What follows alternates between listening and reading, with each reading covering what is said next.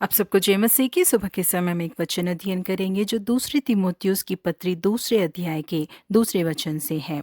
और जो बातें तूने बहुत से गवाहों के सामने मुझसे सुनी हैं, उन्हें विश्वासी मनुष्यों को सौंप दे जो दूसरों को भी सिखाने के योग्य हो।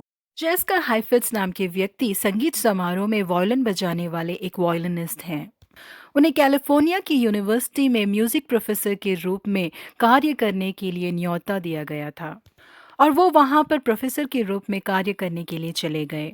आपके पेशे में आए हुए इस बदलाव का कारण क्या है करके जब उनसे सवाल किया गया तो उन्होंने कहा, अगर मैं संगीत समारोह में ही वॉयलिन बजाता रहूंगा तो वो संगीत मेरे साथ ही खत्म हो जाएगा। लेकिन मैं इसे कई लोगों को सिखाता हूँ तो ये मेरे साथ ही खत्म नहीं होगा, मेरे जैसे कई और लोग बन सकेंगे। इसलिए मैंने इसे संगीत समारोह में बजाना छोड़ दिया है और एक प्रोफेसर की तरह यहाँ पर कार्य कर रहा हूँ करके उन्होंने जवाब दिया।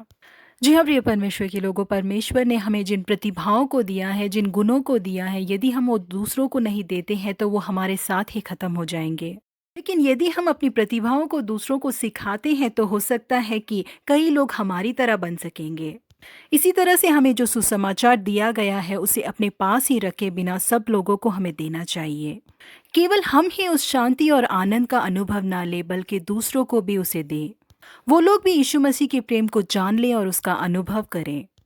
इसलिए पौलुस तीमोथी से कहते हैं कि जो बातें तूने बहुतों से गवाह के सामने मुझसे सुनी है उन्हें विश्वासी मनुष्यों को सौंप दे जो दूसरों को भी सिखाने के योग्य हो। प्रेरितों ने जो यीशु मसीह में देखा था, जो उनसे सुना था, उसे जाकर दूसरों को बताया।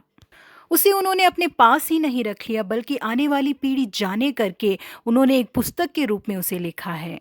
भले ही उन्होंने अपनी दौड़ को दौड़कर समाप्त कर दिया हो, लेकिन उनके द्वारा लिखी गई पत्रियां आज भी हम लोगों के लिए बहुत ही उपयोगमय हैं।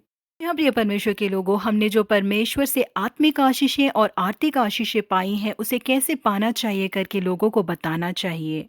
इसके द्वारा परमेश्वर हमें और अधिक बढ़ाएंगे और हमारे द्वारा कई लोगों को आशीषित भी करेंगे। प्रभु आप सबों को आशीषित करे। Have a blessed week ahead.